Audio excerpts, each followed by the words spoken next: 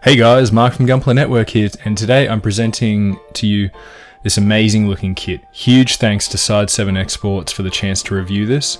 It's one of those amazing kits you might not realise at first glance, but just remember to check it out on their website after this review, and he has all of your premium Bandai and Gundam base exclusive needs. And don't forget to use our Gunpla Network code at the checkout. Starting off as always with the RG reviews, let's take a look at the inner frame. Here on the latest of RG kits, you don't have any of those old B-Runner pre-assembled inner frame issues. This is basically a mini master grade kit. You assemble it all from various runners and it's superb to look at. I was amazed at how awesome it looked just sitting there as a frame only, with plenty of detailing opportunities for the more experienced builders, or, like I've done here, new builders or people who just can't be bothered. You can make a good frame anyway just using stickers. You can notice I haven't put them all on at this point, but there are a couple on the shoulder. There are meant to be some also on the ankle guards or the leg and arm joints. We'll get to that later. Alright, so here we go. We've got the kit fully armoured up now in that beautiful titanium coating. So none of the weapons on. You should be able to see the high gloss coming off the titanium armour, and it is beautiful to behold. I was surprised at how undergated this kit was, and that meant how little of a nub mark was seen, or if you had to cut them off around the feet and stuff, sides of the arms, there actually wasn't much of a nub left. Here he is now, fully loaded. This is everything that it comes with, including the little Amuro figure down in front. Shield, funnels, it's an imposing sight. Despite this kit having so much going on, I never felt like it was a long build, or even building the 6 of those funnels. It was just so much fun. You'll see in the side-by-side comparison here, close up and a zoomed out view. I just wanted to try and give you guys something a little different in the review to speak of. So you can see the amount of surface detail there's going on. It is a panel liner's dream. Now I only used the panel liner. I didn't want to use a wash because I didn't want to destroy the kit, and I didn't want to gloss coat and ruin the titanium finish. So just on the shield is where I did some grey marking. But just the tiniest amount of that pen effort will make a huge difference on this kit. Alright, let's take a look at the accessories, and there are a lot of stuff to get through. Obviously I haven't even got the funnels here. So first up, this is the action base adapter. I know what you're thinking, it's not the general action base adapter you get. So much like the Psycho Zaku Vercar that I looked at late last year, this attaches to the action base. There's my clear piece from the action base 4 in there. And then the backpack mounts to the base, and the backpack then plugs into the kit, making it makes for a really stable connection. Okay, next up, it's not so much of an accessory, but rather a double up for the funnels. So I guess for the upcoming, or released by now, double funnel pack for the new, you can actually build the second attachment for the backpack, which if you take out the beam saber holder on the right there, it's just a second of the adapter that's on the left, which holds the funnels.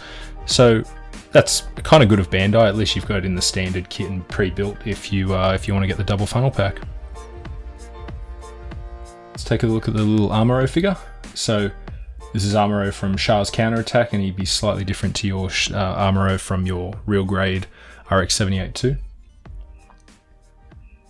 Now it's really hard to show this off because it's titanium white like the rest of the white parts, which makes it glossy. It's also really tiny details. So it's Amuro holding a helmet in his spacesuit. Now if we look at the beam sabers, you get 2.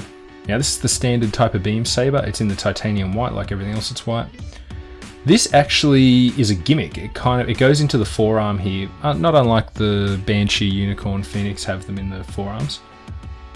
But this one, if you pull back on the forearm blue armor and tilt back a little, there's a little peg inside which the beam saber slots into. And then once you've got that down in there, you can then drop the blue piece down and slide it back in, and there you go. I guess that's kind of like a last ditch effort weapon. Alright, the standard beam saber that comes for the backpack it's kind of got like a guard gauntlet on it, so you've also got a really long top beam effect part as well as a short beam effect part for the bottom. This locks into the hand really well, as does the other beam saber. But it's got that really cool guard part on it. Now it has a flat piece there to let you know it's directional. So you go, there's your nice kind of curved, goes that way. And then on the bottom dagger side, I guess, so you can you know, defend yourself both ways, top and bottom. That's also directional. And there you go. We'll check that out later on the kit, but this is an awesome looking weapon. The hands that we get with this thing are just great. We should see this on more RG and HG kits. So you get 2 of the open expressive hands. You get 2 of the holding hands which have a movable wrist piece, like a peg that goes into it. You get 2 closed fists. Pretty standard there. And you get 1 trigger holding hand for the bazooka and the beam saber, the beam rifle. Next up is the shield. So the shield is pretty much iconic to this kit, and they've done a great job of it. You can see I did some panel lining on this. I've put on just a couple of stickers to show you what the stickers will look like over the titanium or even the standard. They'll blend in really well on the white, but probably stand out a bit on the darker parts. It has a swivel attachment at the back, so it can kind of swivel around, and it can turn side to side, which is really handy because then you can rotate the shield around the arm without having to turn the arm all the time to get a different angle. This actually slots over the beam saber part that we were talking about that was locked into the forearm guard before. And it's got a, the beam, I think it's a beam gun or beam weapon at the bottom of the shield as well. The bazooka on this kit is just insane. Great detail. It locks with this peg into the middle of the backpack. Completely out of the way. You can move things around. You are not going to hit anything. It is fantastic. It has its own gimmicks. Apart from the peg that holds it into the backpack, you can then open it up.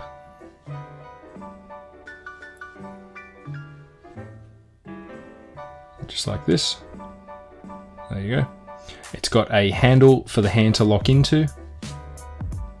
And then that'll go over the shoulder nicely.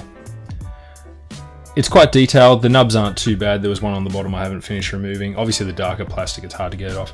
There's your ammo in the pack. And it's really detailed and nice. I wish more weapons came like this. Now the rifle. Again, iconic to the kit. This rifle is epically detailed. There's a lot of separate parts sandwiched together, but I don't see any seam lines.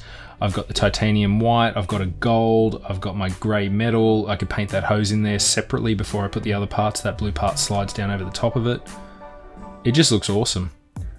No other gimmicks on it, like nothing opens up, but hey, it just looks great, and I haven't even applied the stickers to it yet. Lastly, for the accessories, we have the 6 fin funnel units. They're amazingly solid. You can wiggle these things around and they almost don't fall apart until you're shaking the hell out of them. So this is in the standard layout that you see them described in the backpack and all the pictures. You have 2 down with the rest folded up. Highly, highly detailed, a lot of surface area there. These grey pieces on the side are what you actually use to interlock them together. So if I take one off, that piece is turned out at the top and the middle there, and that locks into the next one, and so forth. That's the locking mechanism there, and you can lock them either side, so they're basically multi-purpose. But there is a top and a bottom, because the bottom, you don't have any of that. So when you build them, try to not mix up the parts. I did it on one of them and tried to sandwich it and break it together. It was not great, but just take your time, you'll be right. So here you go. They fold over, and this is what the B runner you actually got was used for. It was interesting. So you got some pre-assembled, and it worked well for it, funnel effect parts. So there's the full funnel folded over and ready to be in weapon state. The gold looks awesome on this. Now if you want to fold these over like that, you straighten up the top one, and the bottom one folds all the way around, double hinged. There you go. And it just interlocks back like that way.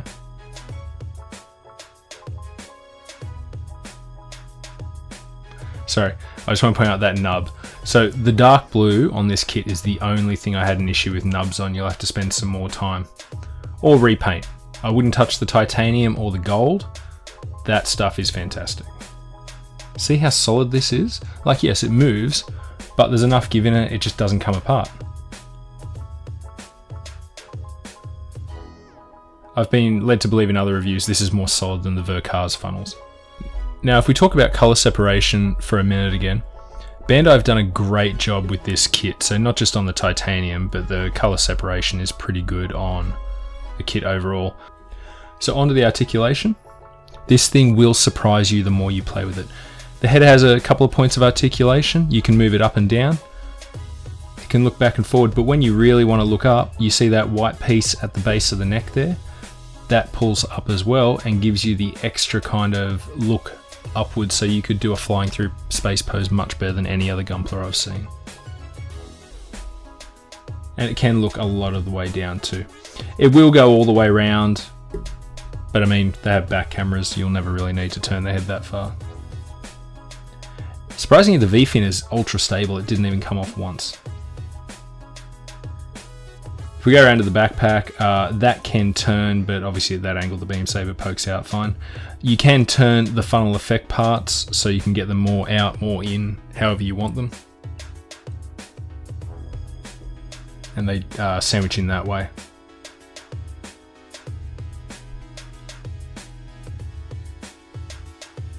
So for the waist on this was an interesting build. It kind of hinges upwards, like it folds down top of itself, so you can get a lot of the way back on that. And you can see that inside the waist there. It can go side to side a little bit, not much, and it will go forward a good amount of the way as well. It can turn.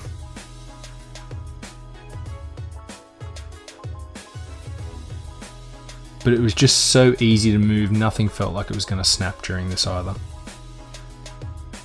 For the arms, they can spin all the way around. No issues, no feelings of snappiness or too tight. You can fold the arms all the way up. Oop, here comes the shoulder. They will come off. They're great, but they will come off if you press too hard on them. That's more than any other real grade. There's your kind of like really good 90-degree bend. There is meant to be a sticker in there, but I didn't feel the need to put that right inside. You can see the ones on the circular joint on the outside inside. There's also a point of articulation here on the wrist that's new as well. So if you don't use the holding hands, you can use any other hand and actually turn that up a bit and give yourself a bit more tilt out of the hands, which is great. It'll go all the way up to parallel, but it can go even a little further. But if you actually just move the shoulder just above parallel, and then if you hinge this out, because the shoulder joints on this are brilliant, hinge it out all the way. There you go, all the way up. It could do a last stand pose. This thing is just so flexible. Remember I mentioned that pulls up, that's your beam saber gimmick on that forearm. It's only on one side. I'm loving the asymmetry, I don't typically do, but I do on this one. Side skirts will go up. The front skirt goes all the way up, not even a touch loose. And the back skirt not loose at all and does have a little movement of its own.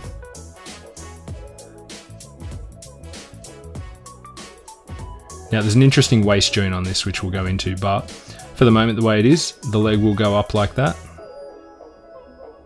It will go back pretty good.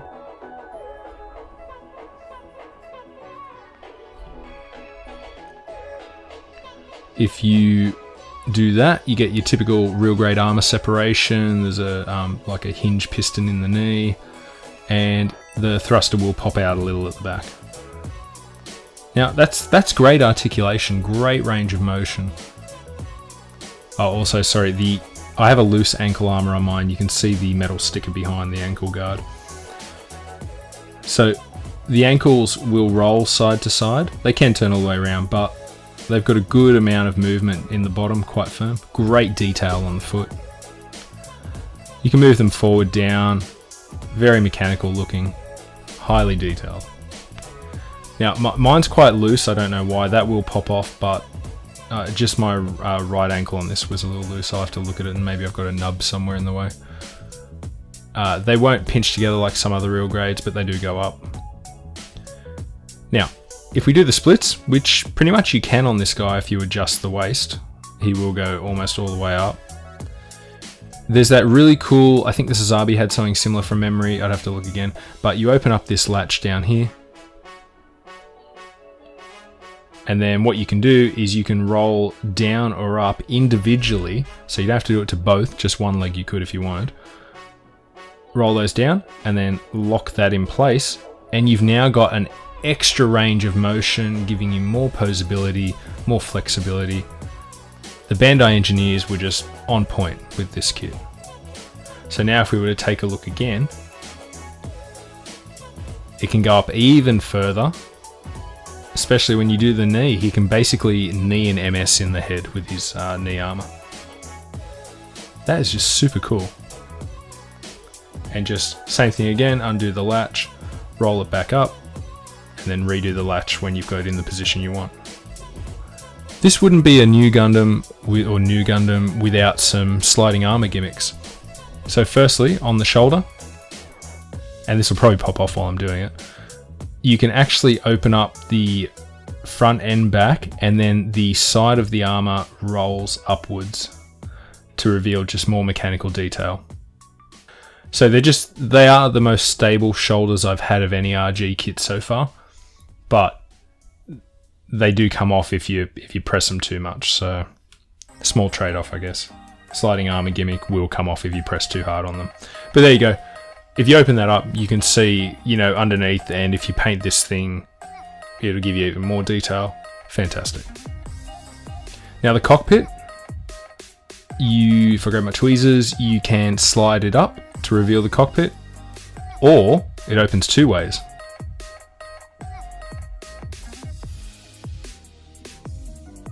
You can actually just lift the entire hatch up. Like the shoulders though, this is just held on, clicked into another piece, so if it comes off, you just push it back again. There you go. So that's an exceptionally good design by Bandai. Two ways you can have it open either. Now the chest pieces, fronts and sides, actually open up. Unfortunately, this doesn't have a psycho frame like I think the Verkar did, but if you were to paint something in there like a fluorescent green, you'd be able to see it. Otherwise, it just opens up like that. Just be careful when doing it, and it'll show some just underneath frame detail. You don't get much on the top, but on the sides, that swings all the way down. And there you go. You get a good amount of armor detail, armor moving away to show mechanical detail inside. I gotta say, I was pleasantly surprised by this. Just on the top of the vents though, those ones, if you don't trim the nubs back properly, it won't actually click in, and you'll be wondering why your armor won't close up. The tolerances on this are really tight. Alright, so the front skirts have a sliding gimmick as well, but this is not so much open armor to show anything else, if I can find a way to get it down. This is, I think, more for the heavy weapons system. There you go. And that's just so you can lock in the extra armor and weapons from the HWS. So Bandai obviously clearly giving that away when they designed this thing. The sides of the leg verniers or vents, you also can open those up, and that will show just a little extra detail. It doesn't seem like a lot, but we're talking about a 144 kit here. This is amazing. Lastly, you've got the backpack as well. What you can do is you can open this one up, it swings open sideways and then gives you more room to... It doesn't really reveal anything else, but it allows you to adjust the thrusters upwards. This thing is just so much fun to play with. I can't help, I just want to pose it all day long. And if you have an action-based set or something like my diorama for the hangers here, it's even better for pictures. Here he is here with his Nemesis kit, Char as Nabul's Sazabi. So this is the RG Sazabi I reviewed a few months back, start of the year, and it was just, you want to have both kits, I think. It's like the Verkar. If you have the Verkar Sazabi, you get the Verkar Nu. And this just takes up less space on your shelf but they look amazing together. Now obviously my Nu is titanium, my Sazabi is standard, but just look how imposing these things are together. They both have a good amount of details, gimmicks, solid frames. I'm loving this next generation of RGs. I don't mind a mini master grade at all. Being that I'm primarily a 1/144 builder, I'm obviously biased. Alright, now if we take a look, here's the other RG comparison. So the original RX-93 RG that I reviewed this year as well. You've got the Nu in the middle, and then the Banshee, which I haven't got a unicorn, I've just got the Banshee at the moment. Hopefully I'll be getting a unicorn sometime later this year. But that's the evolution progression of the actual MS designs. Obviously the Nu should be on the other side of the Banshee for RG designs, but you can just see the size differences. So you can look at the original Gundam versus the later Universal Century models. They were like, so much bigger. But you also get to see the RG, how it's evolved over time. The RG RX-78 was amazing for its time. It has a core fighter that transforms. It has surface detail, a full inner frame. Come down the line, you've got kits with sliding open armor gimmicks. The Banshee basically transforms and becomes taller, which the Nu is pretty much about the same height as it. And even with the armed armor DE and the funnels side by side there, I think the Nu's got it by maybe half a centimeter or something. Sorry, the Banshee's face is quite hard to illuminate, but you get the idea. So, original versus newest. And it's a good evolution, it's a good trend. I can't wait to see what's going to happen with the line in the next couple of years. Getting him up on an action base though is where you want it. Preferably one with effect parts holding, because unfortunately my Action Base 4 can but can't also kind of hold the funnels. You need to get the effect base that Bandai sell, or if you get the double funnel set, it comes with the Amuro base and it can hold 6 out of you'll have 12 funnels for you. This thing is just, I could look at it all day, guys. Here he is holding his bazooka up with the shield. The beam rifle will store on the back skirt there as well. It's just a little hatch pops open and you slide in the peg on the side of the rifle. That's using the leg waist gimmick. I've slid it forward, and it means you can raise the legs up and they don't sag down for a flight pose or a space pose. And nothing fell off. This is unheard of for RG kits. I was happy to pose this thing for 5 hours or whatever while I was filming. Here he is in another pose, but this time in more of an upright flying pose. And what I'm trying to do here is show you that nothing's falling off yet again, even moving this around. And the head can look all the way up and out while in a, kind of going towards a horizontal flying pose. It's just amazing. This kit is something you must pick up, whether it is titanium or standard. The titanium is better looking. Here he is with the beam sabers. This is kind of like last ditch effort. We've exhausted the beam rifle, the bazooka. I managed to get one of the funnel effect parts up, but that's all I could do. I didn't have enough of the big claws to hold it or any other stand pieces. So I'll have to order an effect part base for this and the Sazabi to be posing in the cabinet. But look how awesome this is. Sorry guys, I'm saying awesome a lot, but it's the only way to describe this kit. Amazing, awesome, fantastic. Well, that brings us to the end of the review. Big thanks to Side 7 Exports for allowing me to build and review this kit for you. I would say this is not wait for a sale day. This is go out now, stop this video, go and buy this thing. It is beyond fantastic. So, in saying that, guys, thank you very much for joining me for this review. Remember to check out the link below in the description if you want to get your own titanium Nu Gundam. Side 7 Exports, we have a discount code with them, so remember to use that. And as always, have fun building.